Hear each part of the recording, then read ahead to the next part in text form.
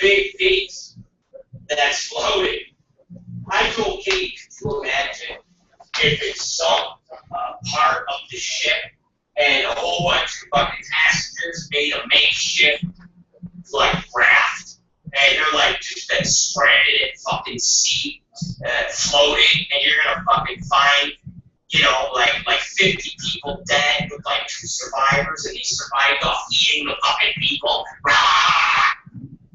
They're gonna fucking pull up, and it's just this makeshift 80-foot long raft to free, and all of a sudden you can see dead bodies with fucking carved markings on them. And all of a sudden these 2 or 3 chicks pop up, and they're like, oh, you saved us! And then like, hey, you seen Alive, didn't you? I'm not acting crazy. You seen Alive? These motherfuckers are stuck on top of a fucking mountain for fucking 3 months. They had to eat each other's asses.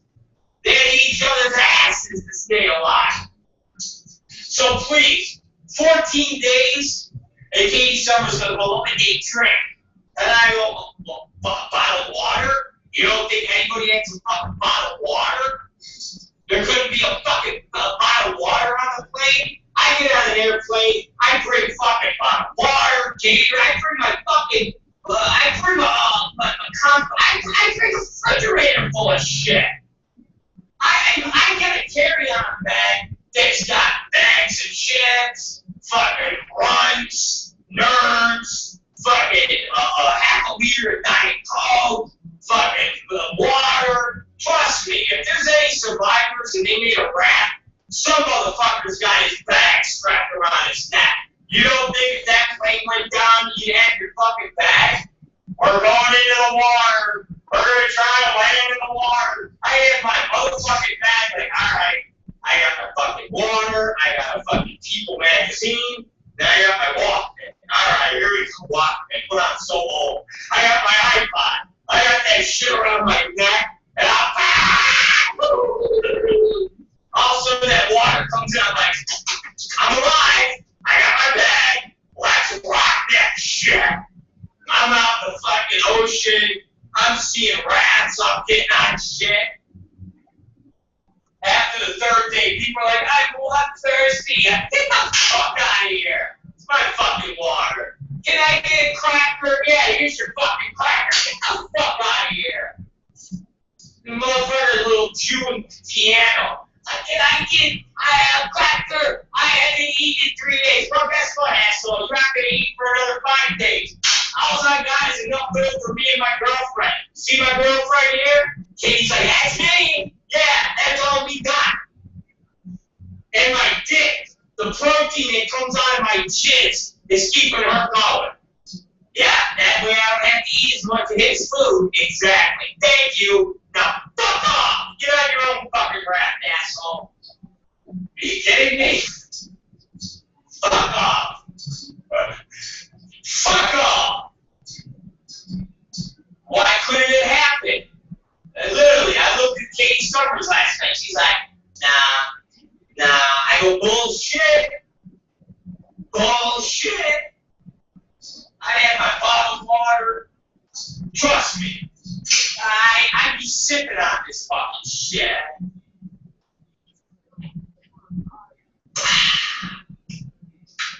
I'd be like, oh, that dude just died. Yeah, he looks good. Let's go cut up his ass. Katie be like, what do you mean? I better cut up his ass. You see Alive, didn't you? No. But motherfucker, you didn't see Alive. It came out. I was too young. Okay. You're going to take this piece of glass from the window, and you're going to cut into that guy's ass. Yeah, his asshole? Not his asshole! His ass cheek. His ass cheek. Why not we just cut off his dick, and it's like a shish kebab, a shish the dick. I never thought about that. I would actually have to pause and go, good point. Why did they cut into each other's asses on Alive? Why did they just cut the dicks off? And they have a dick kebab. Good point, Katie. Go grab some dicks. Katie be swimming out. She'd be like, oh, hi. Click. she'd have to collect a ton of dicks because you know Group's dicks are like that big. I'd be like, honey, don't forget, you gotta get double. Because a Chinaman's dick is only that big. She'd be like, don't worry, I'm ahead of you. I already got 13 dicks. I'd be like, what are you doing? She'd be like, I'd be like, are you eating dick already? No. I'd be like, motherfucker, don't you eat dick without me? Don't you eat dick without me? You get back here with them dicks. I'm sorry. I'll get an extra dick. Hold on, I'll get the extra dick. She comes back. I got the dicks. I bet, all right. Let's start eating. It's dinner time. I got the vitamin water. Let's have our dicks. And me and Kay, we eat little Goop dicks. Vitamin water. And I have the iPod. And we fucking, you know, listen, you think I'm fucking joking? You think I'm fucking playing around? You think I'm playing a fucking game? I'm not playing a fucking game. I'd say she's got about 32 dicks. Okay? She's got about 32 dicks. I got the fucking vitamin water. We're sitting there. We're eating them raw. It's fucking sushi. Them fucking Goops, they're into sushi. We get done with the fucking, we eat the dicks. We get done with a little sip of fucking vitamin water. And then I tell Katie, let's have a good time now and relax. And then guess what happens, guys? We start this doing. I got my fucking iPod. Ready, baby? Turn the water. I mean, how you feel? She's like, I'm feeling good. I got Velcro dick. I got some vitamin water. And I, what are you doing? Let's do a fucking selfie. And then we got a camera on this. He goes, I do. And I mean, you do? He goes, fuck yeah. And I, let's do it, baby. You know, here we go. And we're dancing in the fucking water. Really full of dicks.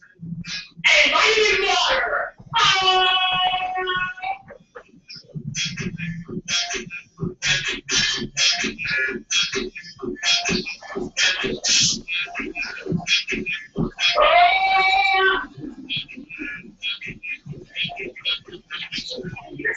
So, I think it's perfectly plausible for them Chinese motherfuckers to be floating at sea and possibly some of them alive and been feeding on dicks and vitamin water. So, ladies and gentlemen, we're going to find out tonight if there's any truth to this. And if there is, we're going to bring it to you on the night show. So anyways, it's the Rob Black program. I hope you guys had a good time. I hope you were somewhat informative. Do you really think they were, you guys, do you really think they were, do you really think they were feeding on, do you really think they were feeding on dicks and vitamin water? Seems a little fucked up if they were just feeding on dicks and vitamin water. I don't know. Call me kooky, but I think that's just a little bit over the line. Woo! How's everybody doing tonight on the Rob Black Show? I am your host. I go by the name of Roberto Negro. Roberto Negro is in the house. Yes, Roberto Negro is in the house. I gotta check my phone. Ladies and gentlemen, we could be in store for some excitement tonight. Now, I have my phone charging. And let me explain to you guys what possibly could be ahead for us tonight. As you know, or maybe you don't know, or maybe you're new and foreign to the program, and it's your first night that you have logged into the Rob Black Show, I am here to tell you that there is an award show that is going on. And the award show is called XRCO. Ooh, God, I get the hiccups now. It is called the XRCO. And it's taking place in Hollywood right now. It's very prestigious. Very prestigious. And you have a lot of people that are attending that show right now. Really, I don't know if there's a lot of people that are attending the show right now. But I would have to imagine that the who's who of the adult entertainment industry are attending this gala right this minute. Now, red carpet was at 7 p.m. and the award show starts at 8 p.m., which means they're already 8 minutes. They're already 8 minutes into the program right now. And I don't know if I should tell you guys exactly what I have commitments from, but I have commitments from two prospective award winners. Now, they're just nominated, but I have two commitments from these two prospective award winners that after they win their award, they will be calling in to the Rob Black Show. Yes, ladies and gentlemen, I have verbal commitments. Well, not really verbal. They're text message commitments that at the conclusion of them being anointed the greatest in their field, that they will get on the line with us at the Rob Black Show, and we can get the very first red, well, it wouldn't be red carpet, it would be winner's circle of an interview from these people. Now, I don't want to jinx it just in case they've told some of their co-workers or friends of what the plan is, and they back out at the last minute. But I got to tell you, I don't think these film heavyweights would back out at the last second. I don't think they would. So, ladies and gentlemen, we will be awaiting and finding out the winners. And when we find the winners out, that phone and you, the audience, will be the first to hear from these two heavy hitters in the adult entertainment business. Listen to me. Paul Fishbein and Steve Hirsch, you know what they have on their radio show that's beamed out to millions and millions of people on the Sirius Satellite Network? A bunch of has-been, washed out jerk-offs, okay? That's what they got. I've got what is happening today. And more importantly, I will have what's happening while they are standing there with an award in their hand. Yes, ladies and gentlemen. So we are just waiting. I mean, I'm salivating.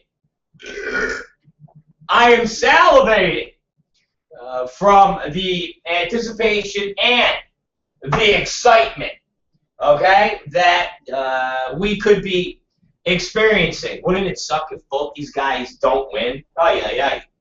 And I'm hoping that their infectious interviews live on the RobBlackShow.com will invoke other people from the award show to pick up that phone, make that call, and be live on the Rob Black program.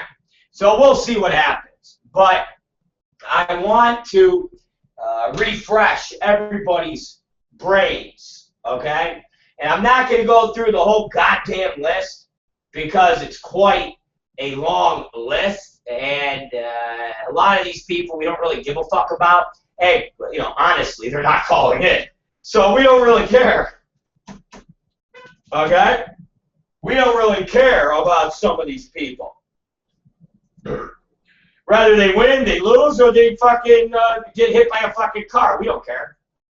But who we do care about, without giving any names, all right, without giving away any names, baby, in the best parody comedy section, I want to run down this category for you all, okay?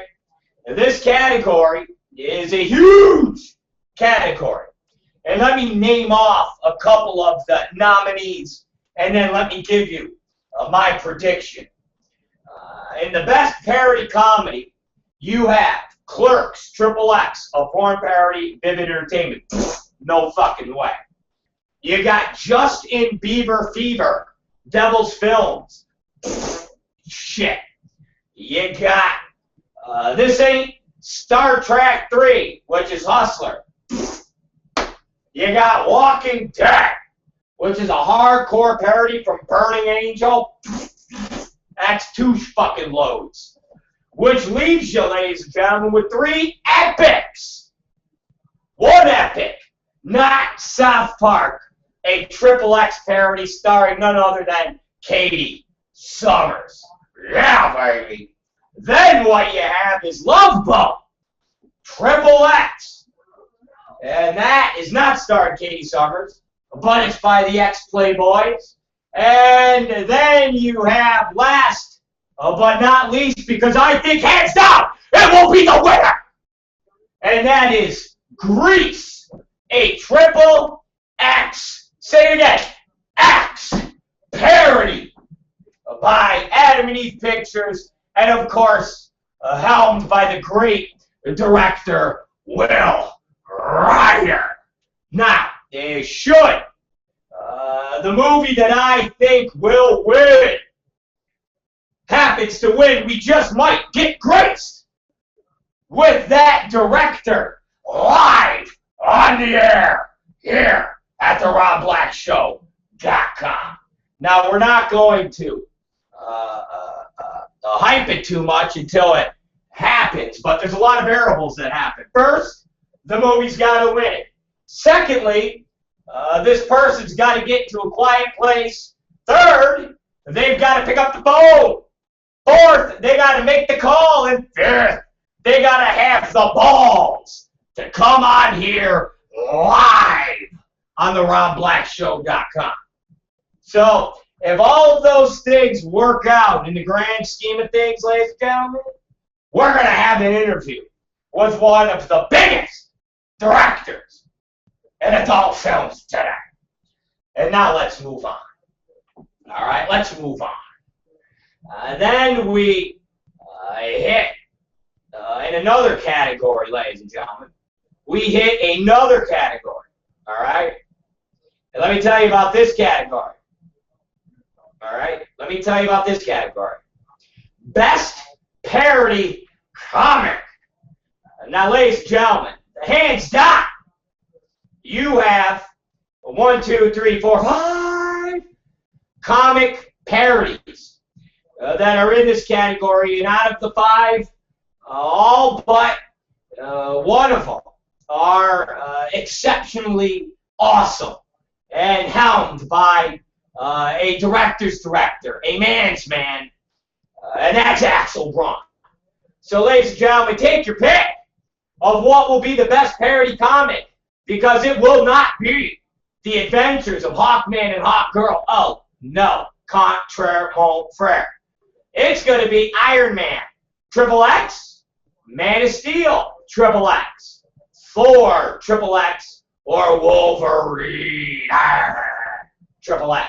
And ladies and gentlemen, should the dice roll a certain way, and we get Snake Eyes we could be graced with the interview from, let's face it, not one of, but the greatest director in adult cinema today. And that is none other than Axel Braun. And again, the same scenario applies to Mr. Axel Braun. A, he needs to win. B, he needs to get to somewhat of a quiet place. C, he has to pick up the phone. D, he has to make sure he rises above the shit he will get from all of the people that are associated with him to say, don't you call in the evil Rob Black show. And if all those variables play out, ladies and gentlemen, we will get blessed with the greatest director in adult cinema today, and that is Axel fucking Braun, ladies and gentlemen.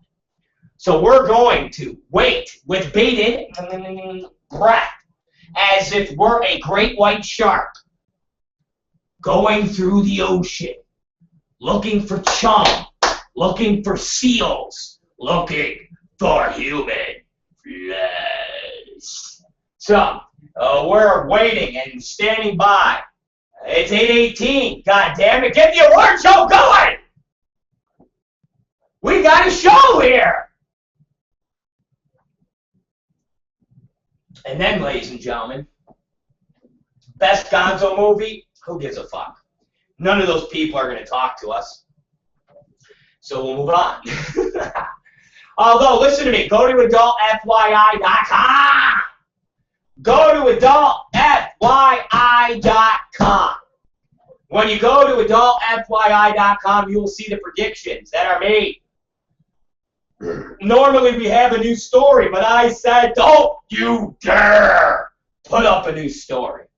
Don't you dare change out that headline from this afternoon, because we want to see if Rob Black is going to be batting 80%. I said over 50%, but then I corrected myself live on the air, and I said 80%. That's what I said. 80 fucking percent. Do you understand me? 80 fucking percent. My predictions are going to come true. I'm Jimmy the Greek. Do you understand? I'm Jimmy the fucking Greek. And if those of you who don't know who Jimmy the Greek was, let me take you back a year or two. Jimmy the Greek was a prolific handicapper. He was a prolific sportscaster that worked for CBS. And he happened to be intoxicated one afternoon. And he was in a bar. And they talked to Jimmy the Greek about race and about race relations in sports. And Jimmy the Greek had a genius conversation with a reporter where he explained why the black athlete is the superior athlete. You would wonder why somebody that would take such a stance of calling the black athlete a superior athlete of the white man would get in trouble and eventually get fired. Well, ladies and gentlemen, let me explain something to you. It's not controversial to me because I often have said this. But Jimmy the Greek laid it out on the line. He laid it out on the line to all of the viewers that were watching CBS at the time, millions, on network television. This is long before cable was in every single household. It was long before cable was this driving force in the medium. Hell, this is before goddamn internet. Ladies and gentlemen, Jimmy the Greek broke it down like this. In the slave days, what the white master did was he took the biggest, strongest, blackest buck, as he would call them, a mandingo, if you will.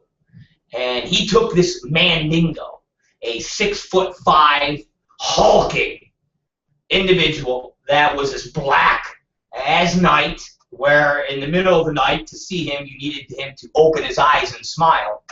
And you would take that individual and you would breed him with the biggest, blackest, strongest female slave on the plantation. And when this happened, and they created offspring, what you had was a child that was superior to not just the white man, but to the average black man that was not bred in this way. And as time went on, and these superior Negro children grew up and they had offspring, what created from those breeding of the slaves was that of Muhammad Ali, Joe Frazier, Michael Jordan, Jackie Robinson, Owens, the running guy, that fucking guy. You name every awesome, great black athlete, and guess what? His ancestor was bred and raised on a slave plantation, and the ancestor was the biggest, blackest buck mandingo, and he was breeded with the biggest and blackest and strongest woman slave. Now, ladies and gentlemen, Jimmy the Greek basically said all of this at a lunch on network television. And as he said these words, collectively, you heard not just the CBS brass and not just the NFL brass, but collectively you heard a gasp from, I would say, 20, 30 million people in the United States that somebody could speak, regardless truth or not, in such a tone on television with a straight face and a glass of scotch. And then continue to tell them that black people are no good at swimming because they're not buoyant. They're not buoyant. Because when they were bred and having the biggest, strongest features, rather it was their biceps, their pectorials, but they weren't buoyant because their muscles and their bones were so thick and strong. And that's why when you get them in the water, they just sink to the bottom. These are not my words. These are not my words. These are the words of Jimmy the Greek. So, ladies and gentlemen, I, like Jimmy the Greek, am a master handicapper. And after Jimmy the Greek said all of those things on CBS, he was punched out. He was fired!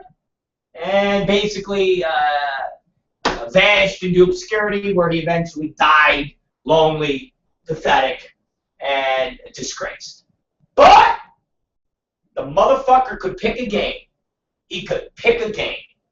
And I bring the embodiment of Jimmy the Greek, not in his racist overtones, because as you all know, my name is Rob Black. I am friend to the black man. I don't speak in racist overtones. I don't. Never have, never will. So I only take from Jimmy the Greek the good from Jimmy. And that's predictions. And that is handicapping. And when I say handicapping, I'm not talking about getting a little paraplegic child and rolling them down the stairs. Oh, no, no, no. I'm talking about picking winners and losers in contests. Whether it's award shows, whether it's football games, whether it's baseball games, whether it's darts, whether it's pool, whether it's power walking, Rather, it's fencing. Doesn't matter. All of those activities. Billiards, I am a master handicapper. So, my picks are as good as gold, and we will wait here. And if it takes us all night, we will wait here for a goddamn winner. So we can get a star-studded audience. Not just you as a star-studded audience, but we can get the directors and producers of classic hits like Grease and Wolverine, Man of Steel, Iron Man, and Thor. Thank you. Let us continue. As I scroll down, I get to Best Director, ladies and gentlemen, Best Director for a feature. Now, I'm hoping, okay, I'm hoping that for this Best Director in a feature, where you have Brent Armstrong, James Avalon, Derek Blade, Robbie D, Stormy Daniels, Eddie Powell, B. Scott, and Jackie St. James. I'm hoping that my pick, which is Brad Armstrong, I'm hoping that Brad can break away from his sewing machine that we've learned today, Cosmopolitan. He's a master sewer, and he's the man responsible for all the costumes for the Brad Armstrong films, as he is the sewer, he is the seamstress, he's everything. And Jessica Drake, lowercase j, lowercase d, is really just the overseer. Okay? So basically what it amounts to is Brad Armstrong is the sweatshop, and Jessica Drake is the evil boss that makes sure that the work is getting done. And I'm hoping that a big bad Brad, when he wins the Best Director award, and he sees all the commotion of his counterpart, Axel Braun, on the phone, Jeff Mullen on the phone, he then, in turn, does not want to be left out, and Brad Armstrong himself will get on the phone and do an interview with Rob Black and the Rob Black Network, the RobBlackShow.com. Ladies and gentlemen, that's what we're hoping for. We're crossing our fingers! We're crossing our fingers! Let's face it, we're crossing our fucking fingers that this will happen. Our phone is almost fully charged. We are almost fully ready. And God damn it, we need answers right now. We need answers. Okay? Bill Margold and Dirty Twat Bob, these two motherfuckers should be running a tight ship. There's no singing and dancing in XRCO. We want the winners. That's the bottom line. Now, when we go to Best Director in a non-feature, nobody that we are friends with is in that category, except for Tim Von Swine. And it's highly unlikely that Swiney will win a goddamn award as Best Director in a non-feature. Let's face it. You got Dana Vasfoli, you got Eddie Powell, you got Kevin Moore, you got Mason, you got Jules Jordan, you got William H., you got Manuel Ferrara. Timmy Van Swine is right on the bottom. And he ain't gonna fucking win. Forget about it. Okay? And I'm picking Jules Jordan. There's no way Jules Jordan, the little mental midget, is gonna get on the phone with us. It'd be nice if he did. But he won't. And then you have Best Director in a Parody. And you got B. Scow. Alright? You got Axel, okay? Braun, Will Ryder. And let's face it, I love Will, but at the end of the day, you got Axel Braun. He's going to win Best Director Parody. Joanna Angel, not even close. Barrett Blade, Not even close. Stuart Canterbury, worst director in the history of porn. Jordan Septo, did I say Canterbury was the worst? Scratch that. B. Scow, pretender to the throne. Ladies and gentlemen, it's going to come down between Will Ryder and Axel Braun. Okay? At the end of the day, Axel fucking Braun will take Best Director in parody. You know why? Because Axel Braun is just that good. And then you got West web directors. I don't know what a web director is, nor do I care what a web director is. I know that Ivan from Cuba, or I should know him by Slava, the guy who used to videotape high school football games for fun, or to beat off at night. But either way, it was creepy and weird. Nonetheless, he ain't going to win. You know why? Shelby Black is going to win. Why? Because she's got the name of me. She's got the name and the power of Rob Black. She's got the power of the babe. Okay? She's got voodoo. She's got it all, ladies and gentlemen. She's got it all. So she can punch motherfuckers out. And then that takes us to the best actress. Actress, I said. You got a little Jessica Drake, you got a little Allie Hayes, you got a little Jessie Jane, you got a little Remy LaCroix, you got a little Brooklyn Lee, you got a little Maddie O'Reilly, and you got Penny motherfucking Pax. It's going to be close. But it's going to be Remy LaCroix for The Temptation of Eve. Mark my words, scratch it, dot it, flick it, sticker. That's what is going to go down. And then, ladies and gentlemen, you have Best Actor. Best Actor.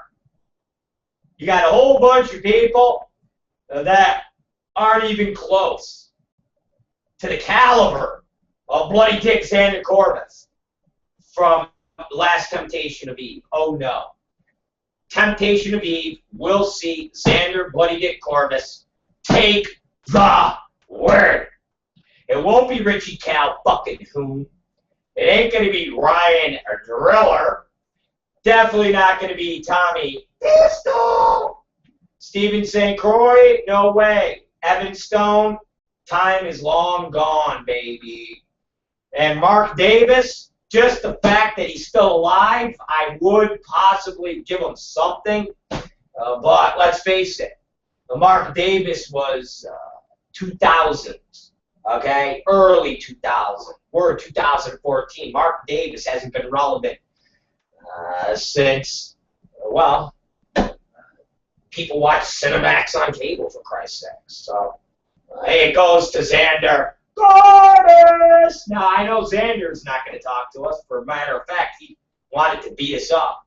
I waited at our office for a long time for him to come, but he never did. And I would tell him, Xander, it's 6632 Lankershim Boulevard. Come on down, North Hollywood, California. He never did. But I would have been more than happy to let him, I don't know, yell at me. And then when he got done yelling at me, I would take my foot and shove it up his ass. But that's neither here nor there. My prediction still stands. He will win the best director, or best actor. And then you have female performer of the year. All right? And I said, hands down, ring it up, punch it up, it's going to be Bonnie, the Tattooed Freak Ride. And that's going to be the bottom line. And then we get to male performer of the year. Drum roll.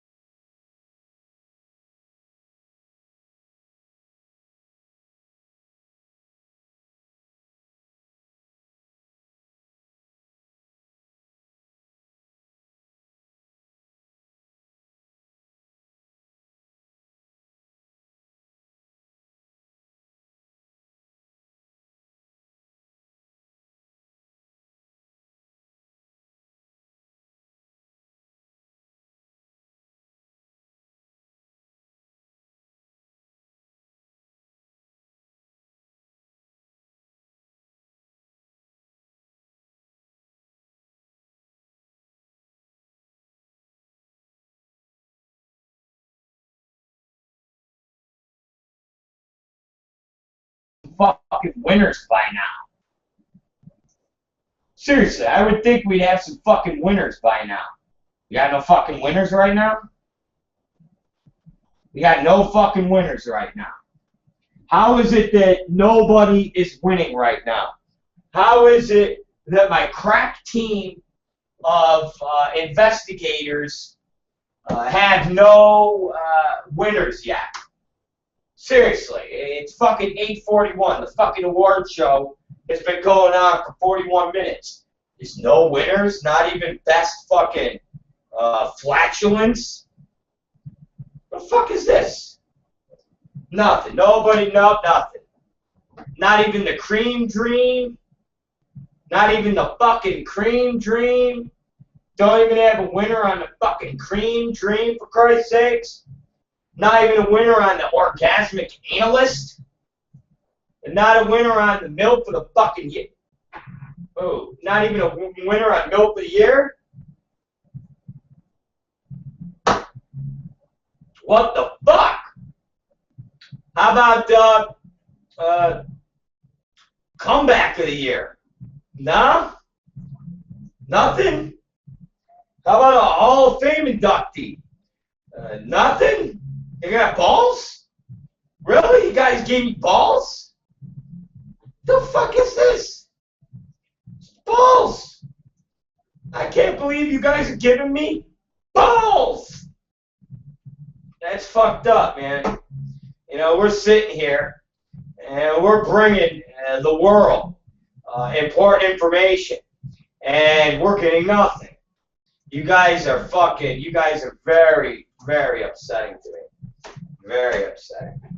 Anyways, let me tell you guys a story. And it's something that's a little upsetting to me because it puts me in a weird position. Okay? And let me explain to you. I've been trying to be nicer to people. I have. I know it doesn't. I know it doesn't seem like it to some of you. Yeah. I love. So you guys are like, crap, really? So you're trying to be nicer to people? Yes, I'm trying to be nicer to people. Okay.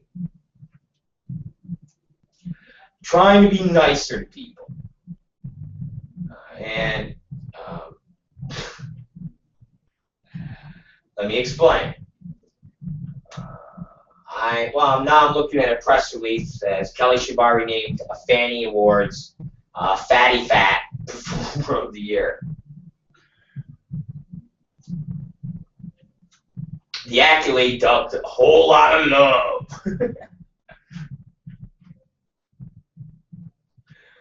Oh, man.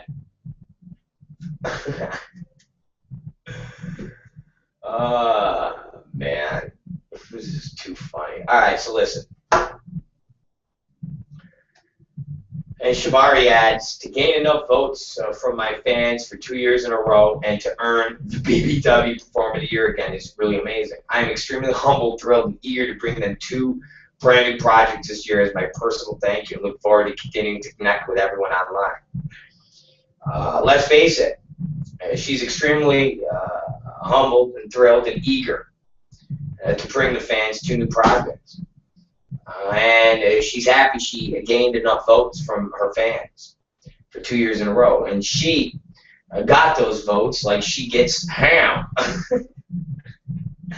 All right, listen, I'm not gonna talk about. I'm not gonna talk about. What's her